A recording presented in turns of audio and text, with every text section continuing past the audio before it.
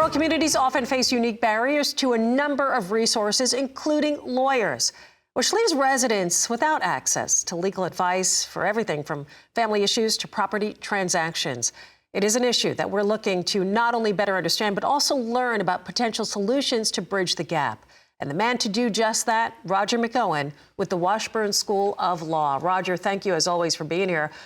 This is something I know near and dear to your heart. It's something that you've been talking about for quite some time. So how big of an issue is this? Do you have stats on this?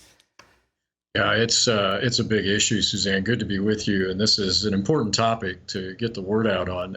And some accounts indicate that about 40% of all counties in the United States have less than one lawyer per 1,000 resident.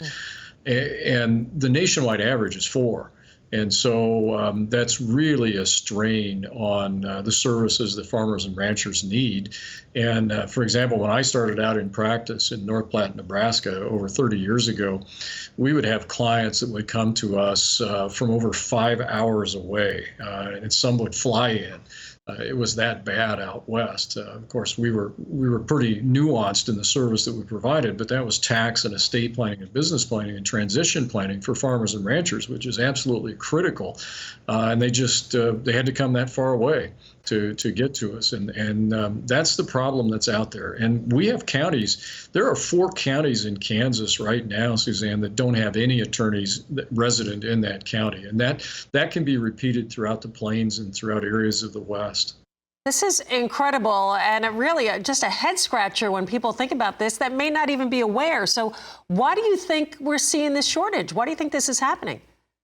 Well, I think there are misperceptions by students at law schools, and some of this is attributable to what the law school culture teaches them and tells them, and that is that they should go to a big city where the money is at and be successful.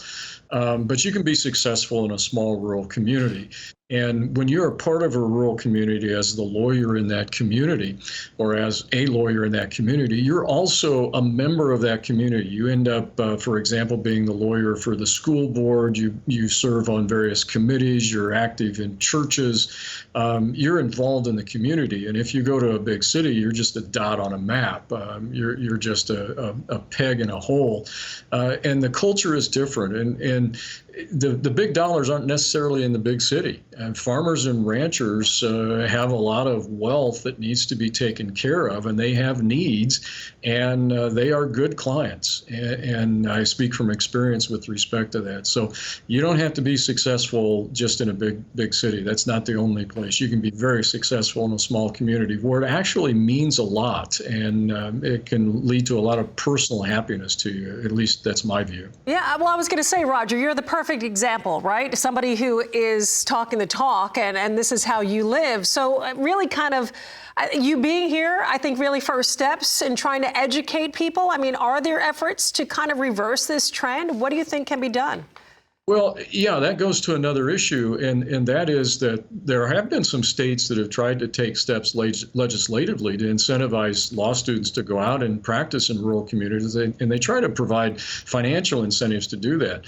My response when I've talked to legislators in various states on this is that you can't just have any particular law student go to a rural area. They have to be specifically trained in the legal issues that are applicable to farmers and ranchers. And those issues are different. The tax rules are different. The estate planning rules are different. Farmers have exemptions. They're treated differently. If you meet the definition of a farmer, the law will treat you differently. And this goes back all the way to Thomas Jefferson as to why the law treats farmers and ranchers differently from others. And so if you're not specifically trained in those legal issues, you can actually end up doing harm. And I have had to unwind several malpractice cases over the years just simply because the attorneys who happened to move into a rural area from an urban area didn't know the rules and didn't know the rules were different when it applies to an ag client. So we can't just drop any student out there. They have to be trained first, and we have to instill in them the need for this and disabuse them of some of the misperceptions that are out there first, and then get them properly trained. Well, Roger, again, it is just incredible to be able to highlight this here on RFD-TV. And something, like I said, you're spearheading, right? So what can we expect throughout the week? You've really kind of set up some great guests for us.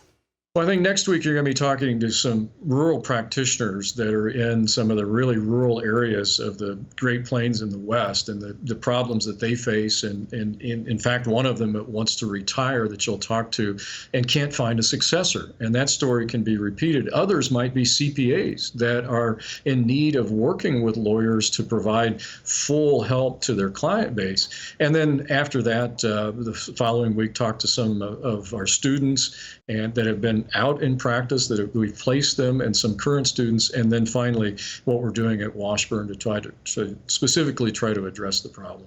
Great stuff as always, Roger. Thank you so much, and thank you for taking the lead on this. Appreciate it. Roger McEowen with the Washburn School of Law. Again, it's every Monday at this time throughout the month of June. We continue to take a deeper dive into the rural lawyer shortage.